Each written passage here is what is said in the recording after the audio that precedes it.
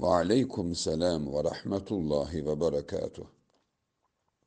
Ölüyə Qur'an oxumaq icazəlidirmi? Deyə sual verilmişdir. Sualın cavabına gəldikdə, Elhamdülillahi vahdə və salatu və selamu alə mən la nəbiyyə ba'də. Amma ba'd. Dəyərli müsəlmanlar, ölüyə Qur'an oxumaq haqqında İslam ümmətinin elm adamları iki fikir irəli sürüblər. Fikirlərdən biri odur ki, olar, hansı şərtlərdə, ikinci fikir isə təbiidir ki, ən güclü olanı, ən səhih olanı ki, olmaz, fayda verməz ölüyə, ona Qur'an oxumaq.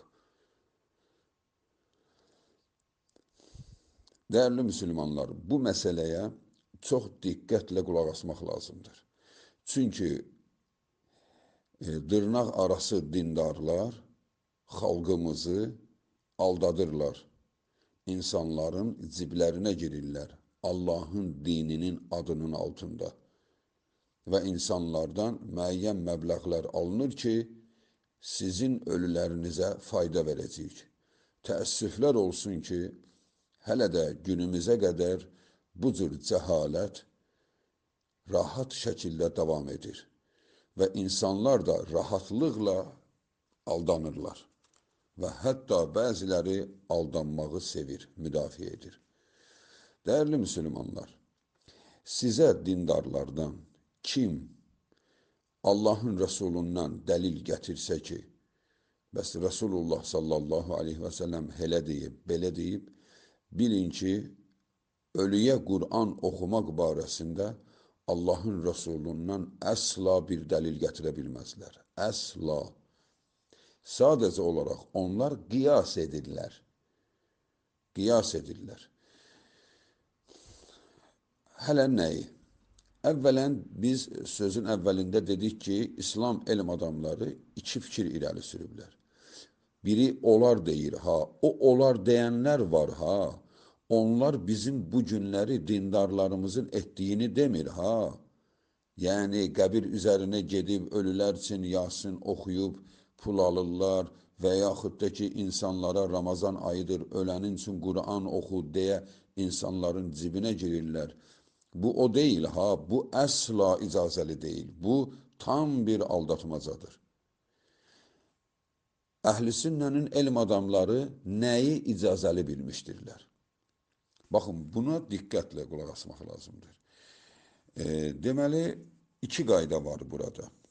Bir, qəbrin üzərinə gedib, orada ölü üçün bir şey oxumaq. O, ölüyə fayda verərmi? Və yaxud da ki, heç qəbir üzərinə getmir. Qəbir üzərinə getmir, evindən ölü üçün bir şey oxuyur. Oxuyarkən məqsədi budur. Bunu oxuyuram ki, ölüyə savabı çatsın. Bu ölüyə çatır, ölü bununla faydalanır.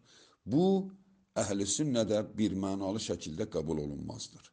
Bu doğru deyildir, belə bir qayda yoxdur, bu batildir. Yəni, bugün xalqımızın etdikləri tam bir batildir. Doğru deyildir, dinimizlə əlaqəsi yoxdur. Bəs əhl-i sünnənin elm adamları nəyi icazəli biliblər? Baxın, məsələyə bax buradadır. Onlar deyiblər ki, əgər bir insan ixlas ilə Allah rızası üçün Qur'an oxuyarsa və oxuduqdan sonra deyərsə ki, Allahım, mən bu oxuduğumdan nə qazandımsa, onu atama hədiyyə edirəm. Və yaxud da qardaşıma, və yaxud da dostuma, və yaxud da ki, qonşuma, fərq etməz. Sevdiyim birisidir, tanıdığım birisidir. Allahım, bunu ona hədiyyə etdim. Bax, sizə desələr ki, bəs kitabda vardır, elm adamları icazəli bilir, onlar bu şəklini icazəli biliblər. Yalnız bu şəklini. Bax, siz bunu incəliyini yadda saxlayın. Bax, məsələ buradadır. Onlar deməyiblər ki, sən gedib bir Quran balaca kitabçasını cibinə qoyub yolun kənarında oturasan, kimsə gəlsə sənə Quran oxutdursun, götürsün, əlinlə aparır, məzarın üzərində saxlayır, bu mənim atamın məzarıdır, oxu, səni də oxutdururlar orada və bunu dinlə əlaqələndirirlər. Bu bir cəhalətdir, bu nadanlıqdır, bu həm də dindar aspektindən baxılsa səviyyəsizlikdir. Allahın kəlamını ölülər üçün oxumaq. Subhanallah. O kitab gəlməmişdir ölülər üçün. O kitab gəlmişdir dirilər üçün. Yasin surəsi 70-ci ayəyə baxıb həya etsinlər. Dəyərli müsəlmanlar, bəli, yalnız bu şəkili barəsində əhl-i-sünnə elm adamları bəziləri bunu icazəli bilib. İcazəli bilənlər bunu icazəli biliblər. Yəni bir insan İxlas ilə özü özündən, ürəyindən keçdi, yadına düşdü atası, qardaşı, dostu, Allahın kitabından oxudu, oxuduğunun mükafatını hədiyyə etdi. Bunu icazəli biliblər. Onu da ki, bir qismi, hələ biz indi danışacağıq, heç bunun da icazəli olmamasından. Heç bu da icazəli deyil. Amma ki, siz haradan eşitsəniz ki, elm adamlarından bəziləri icazəli bilib, onlar bu şəklini icazəli biliblər. Bu şəkil də ki, hələ bunu biz xalqımızdan kimisə tanımırıq ki, bu cürə oxuyub söhbəti bundan edir. Xeyr, onlar bundan danışmayıblar. Bunun mübarizəsini aparanlar Allahın kitabından faydalananlardır, qazanc əldə edənlərdir. Bilirsinizmi Allah Subhanahu taala Qurani Kərimdə onlar barəsində nə deyib? Allahın kəlamını satanlara Bakara surəsi 174-cü ayədə Allah Subhanahu taala belə buyurur. Əuzu billahi mineşşeytanirracim. İnnellezîne yektumûne mâ enzelallahu minel kitâbi ve yeşterûne bihi semenen qalîlâ. Ulaike mâ ye'kulûne fî butûnihim illennâr. ولا يكلمهم الله يوم القيامة ولا يزكيهم ولهم عذاب أليم. Kim Allah'ın kitabında nazil olunmuşu gizlederse ve Allah'ın kelamının karşılıklığında kazanç elde ederse, onun o kazancdan yediği qarnında oda çönəcək. Qiyamət günü Allah Subhanahu taala onları danışdırmayacaq və onları təmizə çıxartmayacaq və onlara şiddətli əzab verəcək. Bakara surəsi 174-cü ayə. Dəyərli müsəlmanlar, biz açıq-aşkar Allah Subhanahu taalanın Qur'an-ı Kərimdən istifadə edənləri təhdid etdiyini görürük. Dəyərli müsəlmanlar, ehtiyatlı olaq. Allahın kitabından yanlış istifadə etməyək. Qazancın çox ucuzdur, əzabı çox şiddətlidir. Sənin buna haqqın yoxdur Allahın kitabını dəyişməyə. Allah Subhanahu taala Qur'an-ı Kərimdə Ən-Necm surəsi 39-cu ayədə buyurmuşdur. Və ennə leysə lil-insani illə mə sə'a. Həqiqətən də insanın öz qazancından başqa ona fayda verəcək bir şey yoxdur. Yəni, insan nəyi özü qazandısa ona o qalacaqdır. Bax, indi biz tədricən gəlirik bu mövzuya. Yəni, heç hədiyyə vermək də yoxdur. Heç hədiyyə vermək də yoxdur. Nə hədiyyəsindən söhbət gedir? Bəziləri burada əhl-i-sünnə elm adamları icazəli bilən hədiyyəni, yəni səmimi niyyətdə oxumusan, onu hədiyyə vermirsən, onu qiyas eləyirlər. Qiyas eləyirlər ki, Rasulullah sallallahu aleyhi və səlləm bəzi əməlləri icazəli bilmişdir. Məsələn, mən mətə və aleyhi siyam səmə anhu vəliyyuhu. Rasulullah sallallahu aleyhi və səlləm buyurur.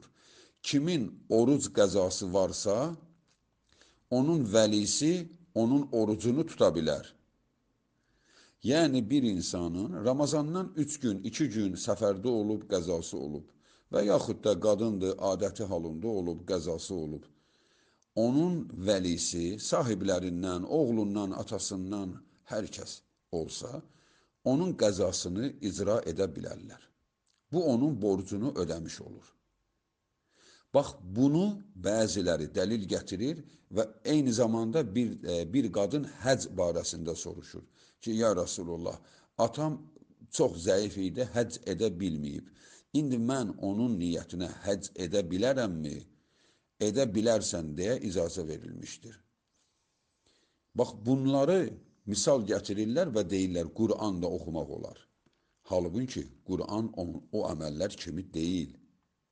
Baxın, bizlərdən birimiz borclu olsaq, kimsə övladımızdan biri gedib borcumuza desə ki, atamın sənə nə qədər borcu var, desə filan qədər və sən onu ödəsən, borc üzərindən qalxırmı? Bəli, əlbəttə qalxır. Çünki borcun ödəndi. Yaxşı, birisi sənin olmadığın yerdə bir kitab oxusa, sən o kitabdan xəbərdar olarsanmı? Sənin olmadığın yerdən birisi kitab oxuyub, indi sənə deyir, o kitabdan mənə danış. Təbiidir ki, deyəcəksən, eşitməmişəm, bilmirəm.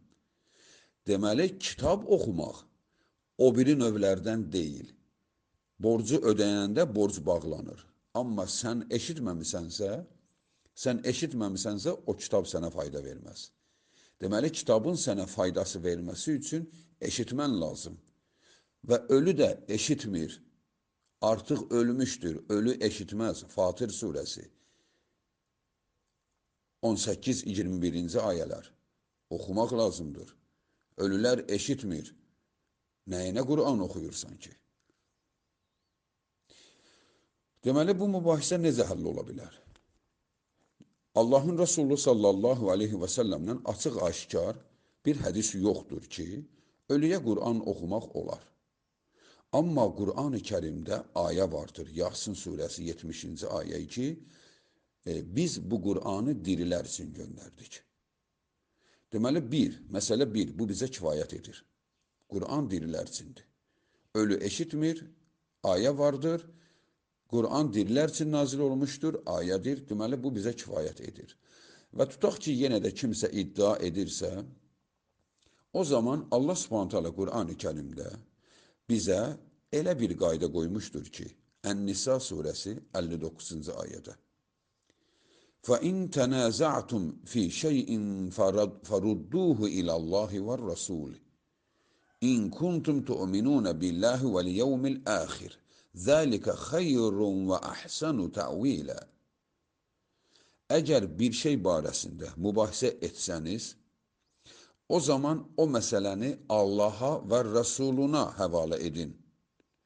Əgər Allaha və axirət gününə iman etmisinizsə, bu sizin üçün ən gözəl yoldur. Allah Subhanahu taala Qur'an-ı Kərimdə artıq bizə qaydanı göstərdi. Mübahisəyə düşsəniz, Qur'ana və sünnəyə müraciət edin. Yaxşı, gəlin Qur'ana müraciət edək və sünnəyə müraciət edək. Kim Qur'an-ı Kərimdə göstərər ki, ölü üçün Qur'an oxumaq olar? Heç kəs. Əksini necə? Kimsə göstərə bilərmi? Bəli. Yasin surəsi 70-ci ayə.